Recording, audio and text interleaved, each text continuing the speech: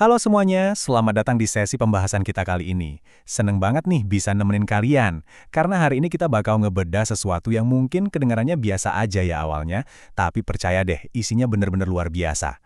Kita bakal bongkar kisi-kisi asesmen pendidikan jasmani, olahraga, dan kesehatan, atau yang biasa kita kenal dengan PJOK buat anak kelas 5 SD.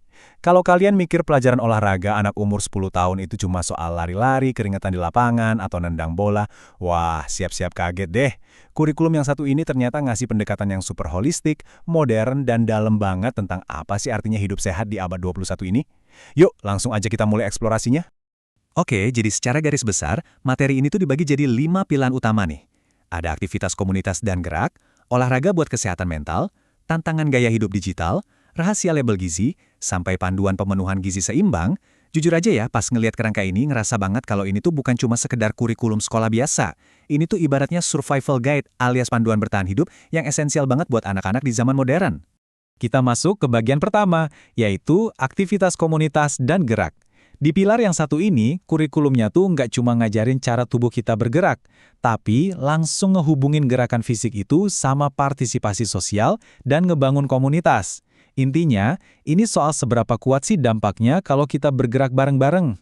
Nah, yang bikin geleng-geleng kepala itu tingkat kedalaman materinya. Coba bayangin, anak kelas 5 SD ini nggak cuma disuruh lari ke sana kemari. Mereka itu secara spesifik diuji buat mengenali anatomi kardiovaskuler. Iya, beneran. Mereka dituntut buat benar-benar paham gimana sih jantung dan pembuluh darah itu bekerja mendistribusikan oksigen ke seluruh tubuh pas mereka lagi asyik gerak fisik bareng teman-temannya. Pemahaman biologi dasar ini langsung dijadiin pondasi buat setiap gerakan yang mereka lakuin. Terus, ada satu poin yang ngegambarin dengan brilian banget gimana fokusnya kurikulum modern sekarang ini. Siswa tuh diwajibkan buat bisa ngebedain dan nganalisis apa sih bedanya permainan tradisional sama permainan modern.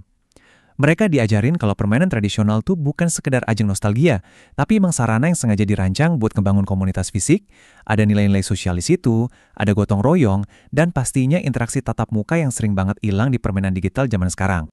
Jadi, poin krusialnya di sini, siswa itu harus bisa memetakan apa sih yang sebenarnya bikin mereka mau bergerak. Mereka diuji buat menganalisis motivasi dari dalam diri mereka sendiri, plus faktor dari lingkungan luar atau komunitas. Yang lebih keren lagi, ada loh soal esai khusus yang minta mereka ngejelasin gimana sih ajakan seorang teman atau pengaruh dari teman sebaya itu bisa berdampak langsung ke niat mereka buat ikut kegiatan olahraga komunitas. Wah, ini sih udah kayak pelajaran sosiologi dasar yang dibungkus manis di dalam kelas olahraga. Lanjut ke bagian 2 yuk. Kita bakal ngebahas soal olahraga untuk kesehatan mental. Di sini kita bakal lihat gimana pemahaman tentang komunitas fisik tadi itu pelan-pelan dibangun buat ngebentuk kesadaran tentang kesejahteraan mental. Ini benar-benar ngebahas koneksi yang super erat antara pikiran dan tubuh kita. Kalian mungkin mikir, ini pasti materi biologi anak SMA atau minimal artikel kesehatan mental buat orang dewasa kan? Tapi faktanya nggak gitu. Kurikulum ini justru ngeharusin anak umur 10 tahun buat secara sadar paham, mendefinisikan, dan nyebutin peran hormon endorfin. Mereka belajar kalau perasaan happy abis olahraga itu bukan sulap atau kebetulan, tapi emang ada reaksi kimia yang nyata di dalam otak mereka yang fungsinya buat ngurangin stres dan ngeredain rasa sakit.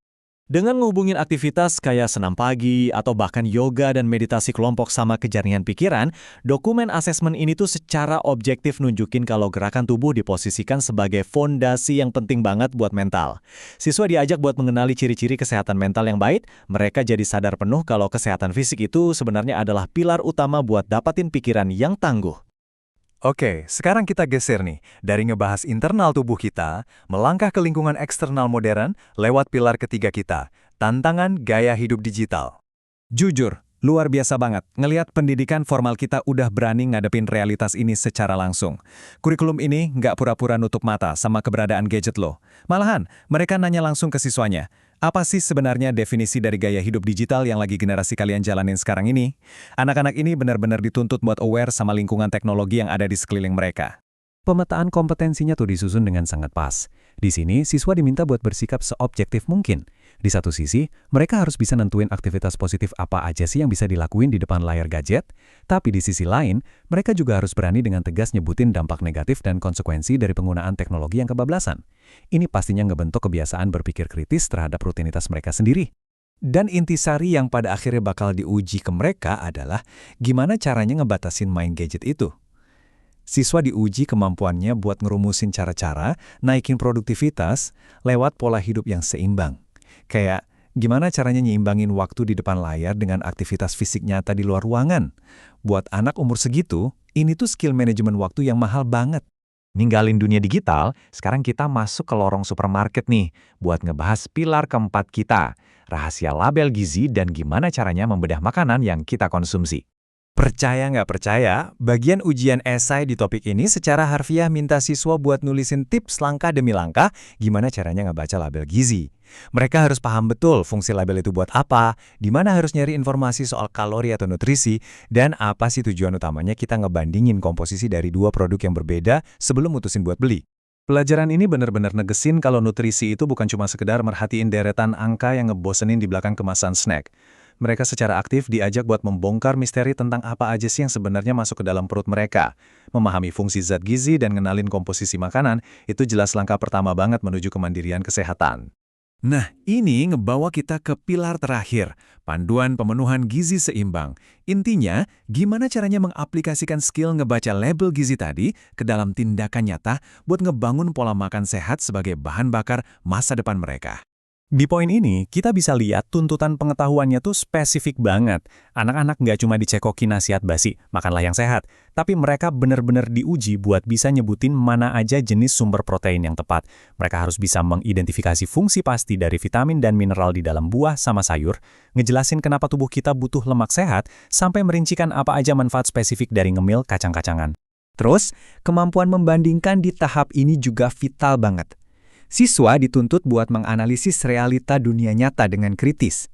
Apa sih karakteristik dari makanan sehat dan seimbang? Dan sebaliknya, apa aja dampak buruk atau konsekuensi real kalau kita punya kebiasaan konsumsi makanan yang nggak sehat secara terus-menerus? Ngebangun kesadaran kayak gini di usia muda tuh ibarat investasi kesehatan seumur hidup. Setuju kan? Nah, semua pembahasan kita hari ini bermuara pada satu kesimpulan. Mencerahkan banget ya rasanya ngelihat gimana mata pelajaran olahraga itu udah berevolusi jauh dari sekedar lari muterin lapangan, jadi sebuah perangkat holistik yang utuh buat ngebangun generasi tangguh.